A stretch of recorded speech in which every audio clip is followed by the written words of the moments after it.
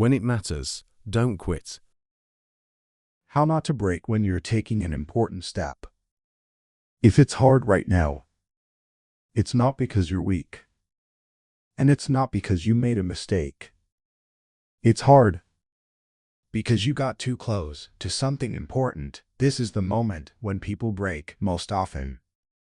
Not at the beginning, not at the end, but one step before the breakthrough. This book isn't about willpower. It's about how not to lose yourself in the moment when everything inside is cracking and there's no way back.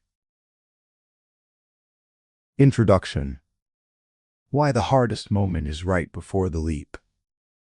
You're not at the bottom, you're at the threshold. You think you're falling apart, that you can't handle this, that maybe you weren't meant for this.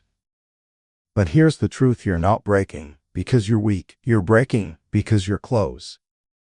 Close to something that will change everything, and your entire system knows it. Your mind knows, your body knows, your fears know.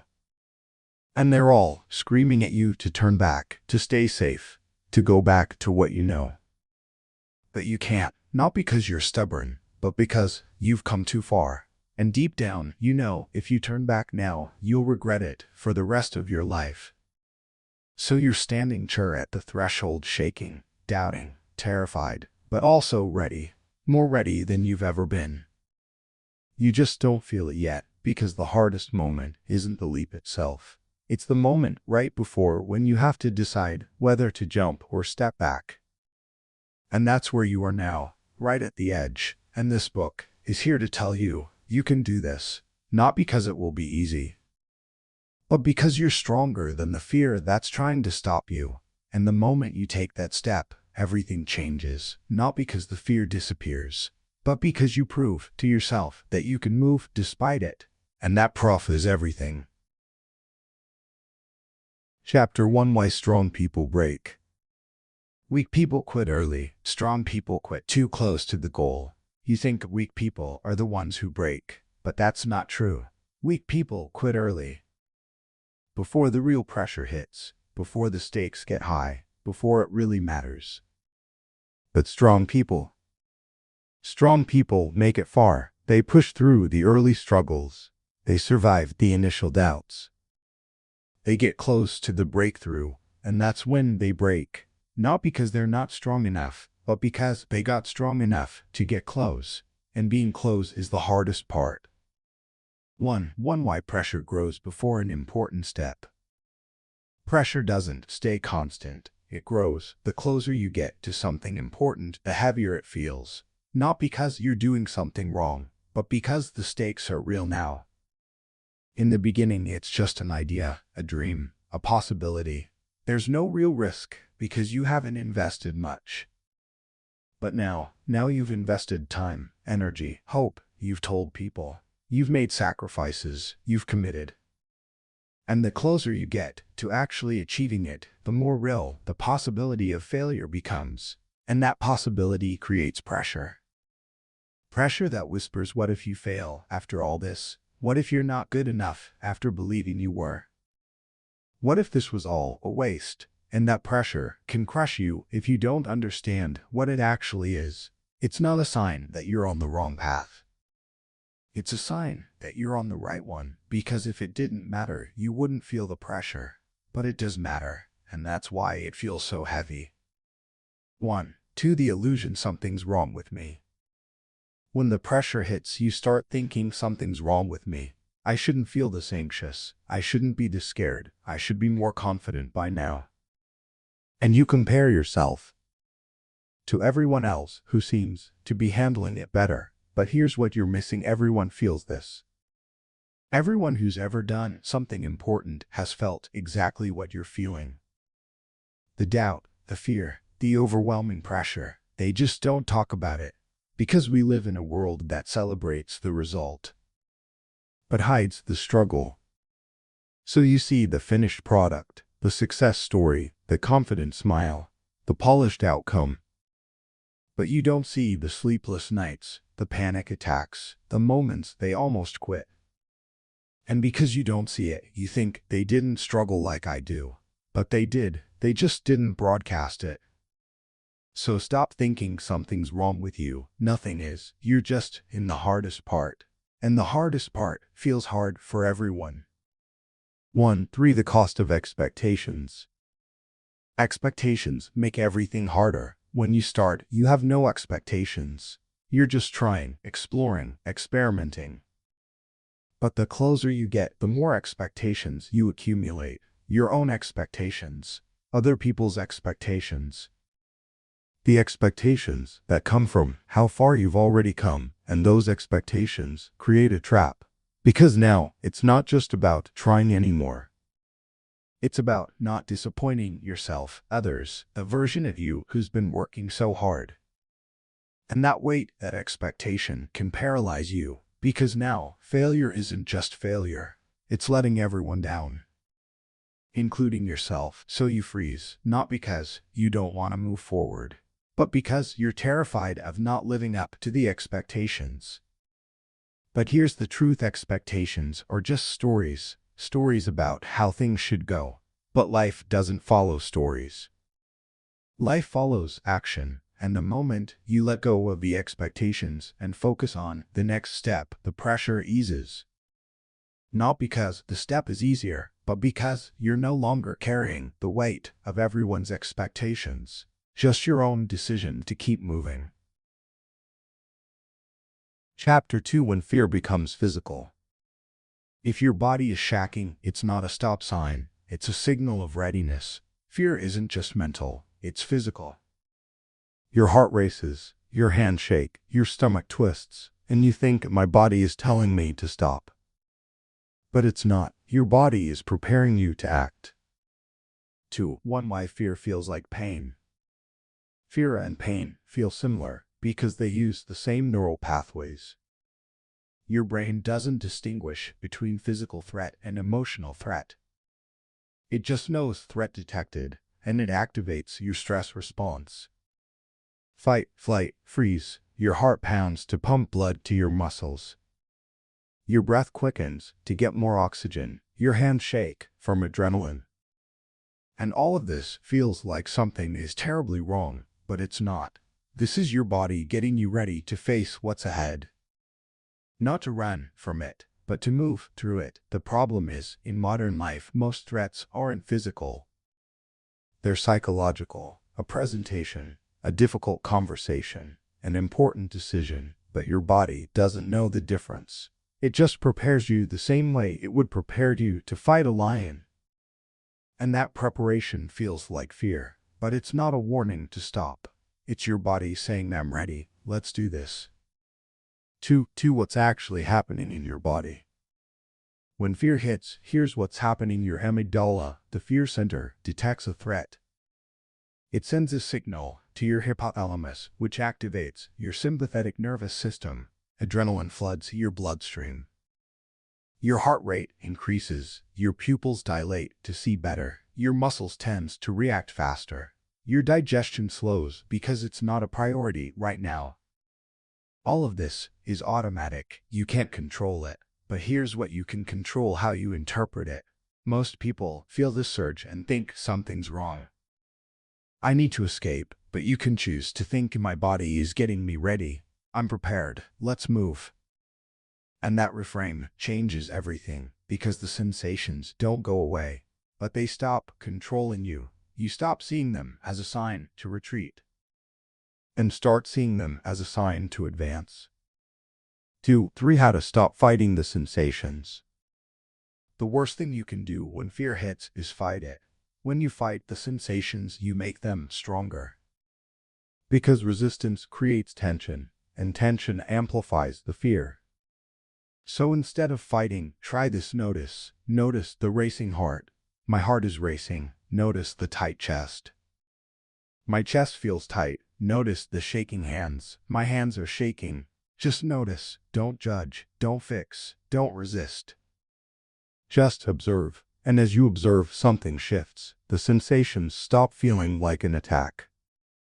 They start feeling like just sensations. Temporary, manageable, not dangerous. And when you stop fighting them, they lose their power over you.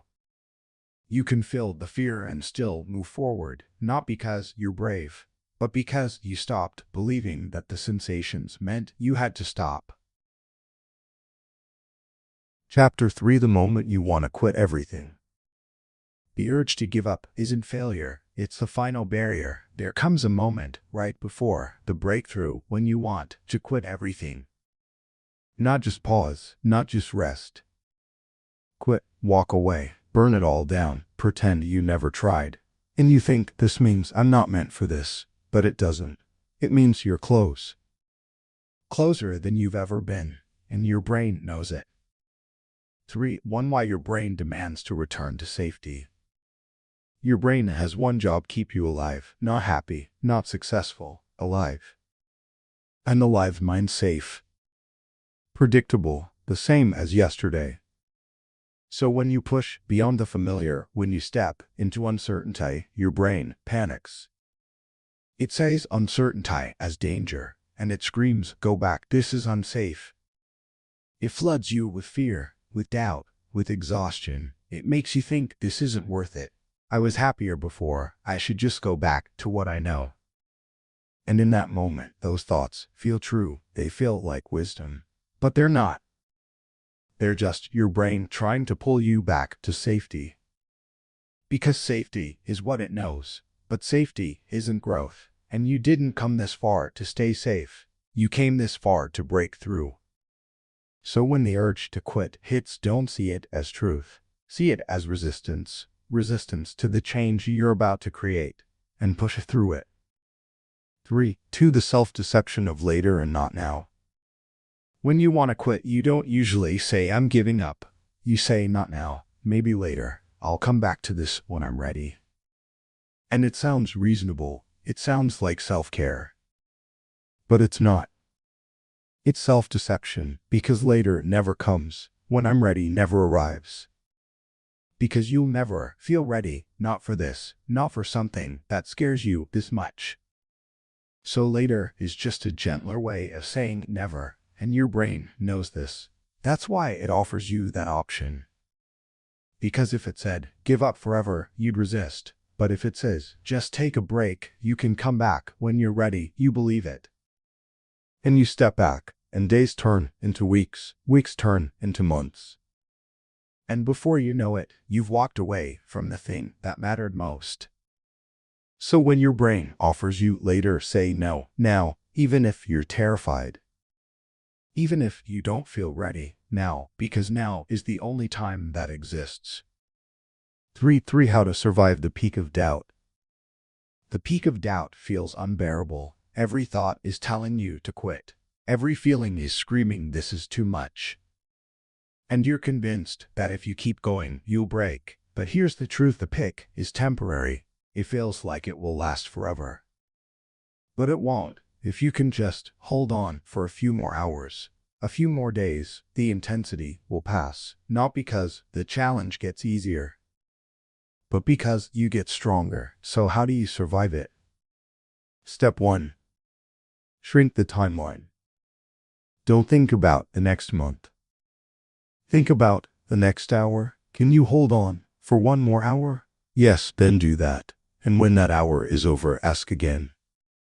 Step 2. Anchor to something physical. When your mind is spiraling, anchor to your body. Feel your feet on the ground. Feel your breath moving in and out. This brings you back to the present moment, where you're safe. Step 3. Remember why you started, not to guilt yourself, but to reconnect with the part of you that wanted this in the first place. That part is still there, buried under the fear, but still there. And it's asking you to keep going just a little longer, because the pick is the final test. And if you pass it, everything changes. Chapter 4. How not to destroy yourself with thoughts. You don't have to believe every thought, especially in moments of stress. Your thoughts feel true, especially when you're stressed. But they're not. They're just your brain trying to make sense of the overwhelm. And when your brain is overwhelmed, it catastrophizes. It imagines the worst. It convinces you that disaster is inevitable. And you believe it because it feels so real. but thoughts aren't facts. They're just noise. 4. 1. Catastrophic scenarios. When stress hits, your brain creates stories about everything that could go wrong. What if I fail and everyone sees? What if I lose everything? What if this ruins my entire life? And these stories feel urgent, true, inevitable, but they're not. They're just your brain playing out worst-case scenarios to try to protect you. But here's the problem: these scenarios aren't protective, they're paralyzing, because when you believe the catastrophic story, you stop moving, you freeze. And freezing is the real danger, not the imagined disaster, but the actual stopping of progress. So when your brain offers you a catastrophic scenario, don't fight it. Don't argue with it, just label it. That's a catastrophic thought. And then ask, what's the next step I can actually take right now? Because the next step is real, the catastrophe is imaginary, and real action defeats imaginary fear. 4. 2. Why the mind sabotages growth. Your mind sabotages growth not because it hates you, but because it loves predictability. Growth means change, and change means uncertainty, and uncertainty feels like danger. So your mind will do everything to stop you from changing. It will tell you you're not ready. It will remind you of past failures. It will magnify every risk. It will minimize every reward.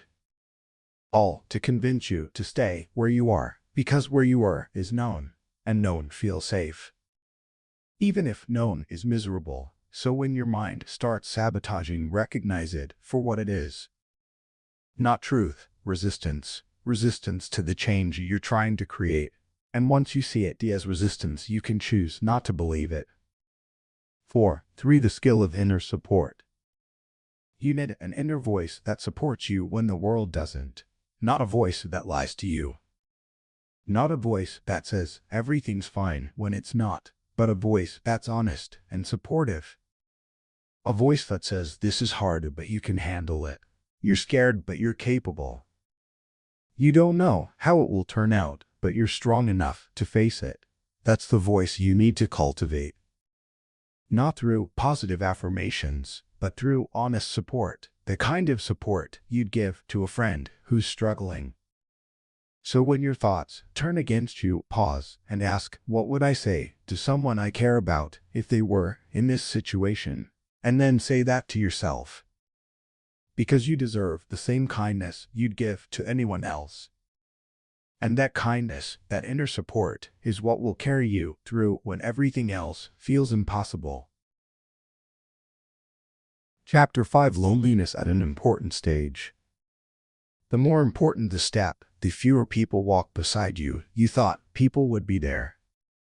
Your friends, your family, the people who said they'd support you. But now, when you need them most, they're not there, not because they don't care, but because they can't understand what you're going through, and that loneliness can break you if you don't understand what it means. 5. 1. Why support decreases. Support decreases the closer you get to breakthrough, not because people stop caring, but because they stop relating. In the beginning, everyone supports you, because the beginning is easy to understand. I'm starting a business, I'm changing careers, I'm going after my dream. That's inspiring, people cheer for that, but as you get closer and the struggles get deeper, the support fades. Because they don't see the invisible battle, they don't understand the internal pressure, they just see you being difficult, distant, obsessed, not yourself. And they pull away, not because they don't want you to succeed, but because your growth makes them uncomfortable. It reminds them of what they're not doing. It challenges their own comfort zone. So they step back, and you're left alone. But here's the truth: loneliness at this stage isn't a sign that you're on the wrong path. It's a sign that you're on an uncommon one. And uncommon paths are walked mostly alone. 5. 2. How not to seek permission from others. You want someone to tell you you're doing the right thing. Keep going, I believe in you. And when no one does, you start to doubt. You think, maybe they're right. Maybe I should reconsider. Maybe this is a sign to stop, but it's not, because other people can't give you the permission you're looking for. They don't have it, only you do, and the moment you start seeking external permission, you give away your power. Because their doubts become your doubts, their fears become your fears. Their limitations become your ceiling, so stop asking for permission, stop waiting for validation. Stop looking for someone to tell you it's okay to keep going. You already know it's okay. You already know you need to keep going. You're just afraid to trust yourself, but that trust is the only thing that will carry you through this. So give yourself the permission you've been waiting for and move. 3. Adult loneliness is strength. There's a loneliness that comes with adult responsibility. The loneliness of making decisions that no one else can make for you. The loneliness of facing fears that no one else can face for you. The loneliness of walking a path that no one else is walking. And that loneliness feels isolating, but it's also powerful because it means you're no longer living someone else's life. You're living yours, and living your life means sometimes walking alone. Not forever, but for now, and that's okay, because the people who are meant to walk with you won't show up at the beginning. They'll show up after the breakthrough. When you've proven to yourself that you can do this alone, and then you won't need them the same way. You'll want them, but you won't need them, and that is freedom. Chapter 6. Small actions against big fear. Big steps break you, small ones carry you through. You think you need to take a massive leap to conquer the fear, to prove yourself, to finally break through. But you don't. Big leaps break people because they're overwhelming. Too much, too fast. What you actually need are small steps. Steps so small they feel almost insignificant, but they're not. They're everything. 6. 1. The principle of minimal action. The principle is simple. What's the smallest action you can take right now that moves you forward? Not the perfect action, not the complete action. The smallest. If you're scared to make a phone call, don't think about the entire conversation. Just think about dialing the number. That's it. If you're overwhelmed by a project, don't think about finishing it. Just think about opening the file. If you're terrified to start, don't think about the whole journey.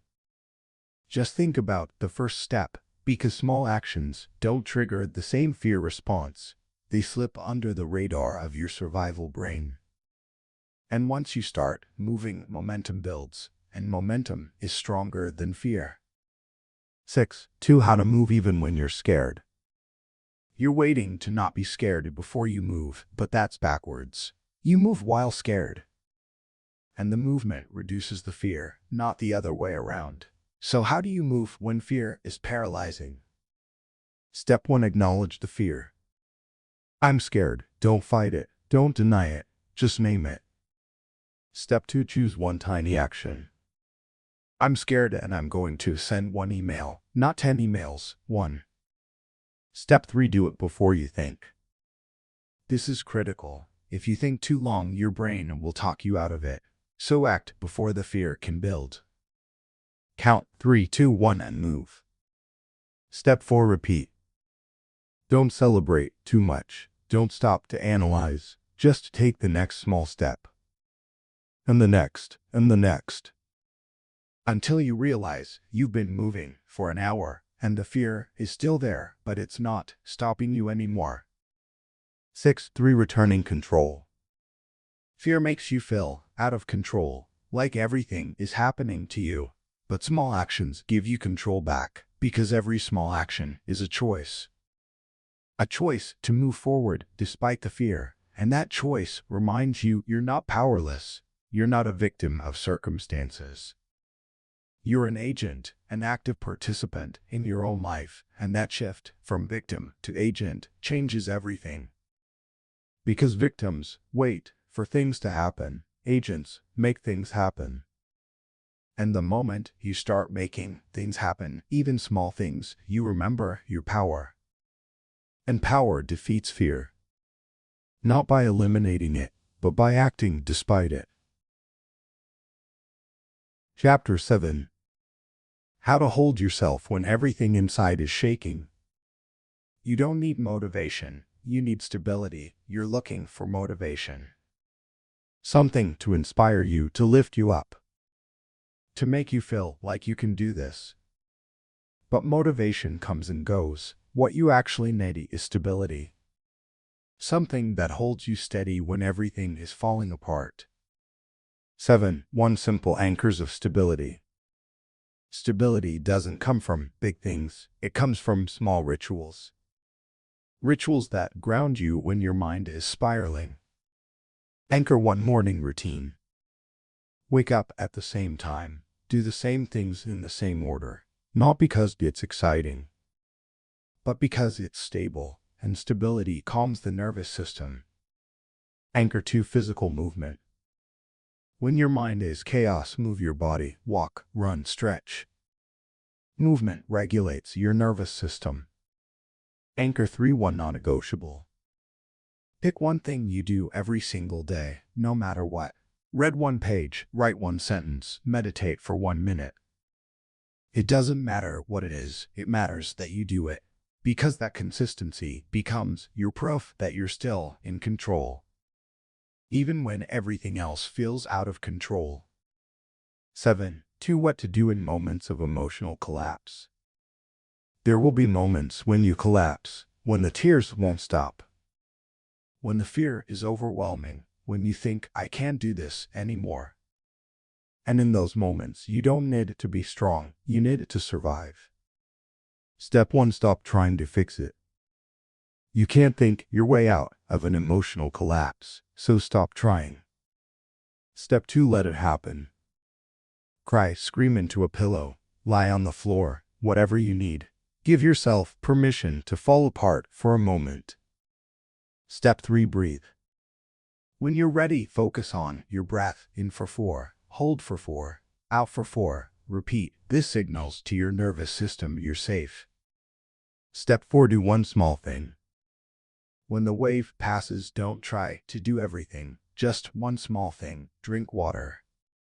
Take a shower. Step outside. One thing that brings you back to the present. And that's enough. 7 3 how not to roll back. The biggest risk after an emotional collapse is rolling back, going back to old patterns, old comforts, old escapes. The things that made you feel safe before but kept you stuck. So how do you not roll back? 1. Recognize the pattern. Notice when you're reaching for the old comfort. I want to quit. I want to go back. I want to numb out. Just notice. 2. Pause. Don't act on the impulse immediately. Give yourself 10 minutes. 3. Ask. Will this move me forward or backward? Be honest. 4. Choose forward. Even if it's a tiny step, even if it's just not going backward. That's enough, because not going backward is still progress. Chapter 8 The point of no return. There's a moment after which you don't want to go back anymore. You've been fighting to move forward, fighting the fear, fighting the doubt, fighting the urge to quit. But there comes a moment when the fight stops. Not because you gave up, but because you crossed a threshold, a point of no return. 8. 1 how the internal shift happens. The shift doesn't announce itself. You don't wake up one morning and think, I've changed. It's quieter than that. You just notice one day that the fear is still there, but it's not controlling you anymore. You notice that the doubts still whisper, but you're not listening the same way. You notice that the old comforts don't appeal to you anymore. Because you've tasted something different. You've tasted movement, progress, growth. And once you've tasted that, you can't go back to stagnation. Not because stagnation is wrong, but because it's no longer who you are. You've become someone who moves forward, even when it's hard, even when it hurts. and that identity is permanent. 8. 2. Why fear stops controlling you. Fear doesn't disappear. It's still there, but it stops being the boss.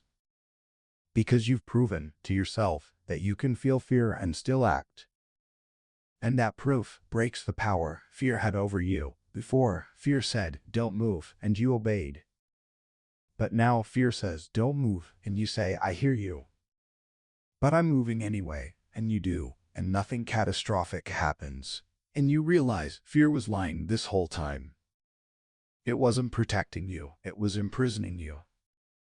And now you're free, not free from fear, but free from its control. And that freedom changes everything. 8. 3. A new sense of yourself. You're not the same person anymore. You look the same, you sound the same. But inside you're different. You carry yourself differently. Not with arrogance, with quiet certainty, the certainty that comes from surviving what you thought would break you. The certainty that comes from acting despite the fear, the certainty that comes from choosing yourself over comfort. And that certainty becomes your foundation, the thing you stand on when the next challenge comes. And it will come, but now you'll face it differently, not as someone who hopes they can handle it, but as someone who knows they can, because you already did. Conclusion: you've already passed the hardest part. If your hair, you didn't break, you held on. Now all you have to do is take the step. And it's closer than you think. You made it, not to the destination, but through the hardest part, the part where most people break. But you didn't. You're still here. Still standing, still moving. And that is everything, because the hardest part wasn't the step itself. It was holding on long enough to take it, and you did. You held on through the doubt, through the fear, through the loneliness, through the moments you wanted to quit. You held on, and now the step, the one you've been afraid of, it's right there, right in front of you. And it's not as big as you thought, because you've already done the hard part. You've already survived the pressure, the fear, the internal battle. The step is just a formality now. So take it, not because you're ready, you'll never feel 100 ready, but because you've earned it. You've done the work. You've faced the fears. You've proven to yourself that you can handle this, and now it's time to take what's yours. Not tomorrow, not when it's easier, now.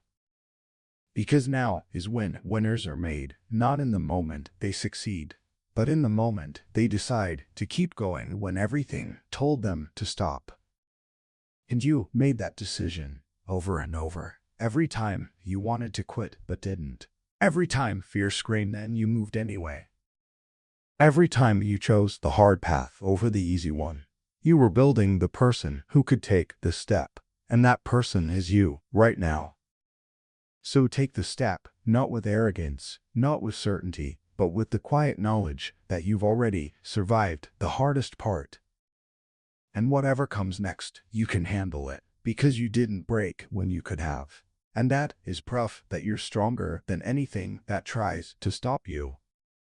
So go, take the step, and become the person you've been building all along.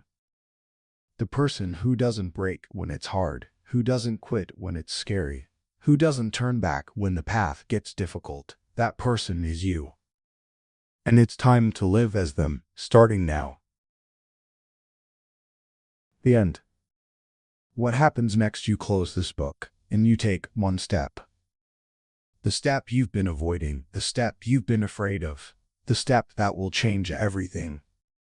Not because it's a big step, but because it's the step that says, "I'm not turning back." So take it. Today, right now, before fear talks you out of it, before doubt creeps back in. Take the step and prove to yourself that you didn't just survive the hardest part. You conquered it, and now nothing can stop you.